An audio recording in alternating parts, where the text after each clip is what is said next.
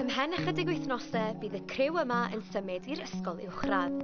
Fel llwyth o blant blwyddyn 6 ar hyd a lled y wlad, mae yna hen edrych mlaen. Ni'n mynd o ysgol Melin Griffith i ysgol Gymraeg Glantaf.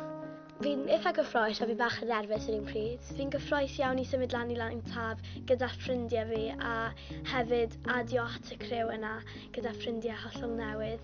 Byddai siŵr o fod ddim yn nabod enwau pawb yn Glantaf am amser sbel. Mae'n mynd i fod yn wahanol. Mae'n mynd i fod yn profiad da i cael fel pobl gwahanol. A so bydd pobl yn mynd trwy'r coridor trwy'r amser. Fi'n eitha nerfus i mynd lan i Glantaf achos mae fe'n awyrgylch hollol wahanol achos mae'n ysgol lot mwy a mae'n lot llai fan hyn a fi'n gwneud fy hun yn gartrefol.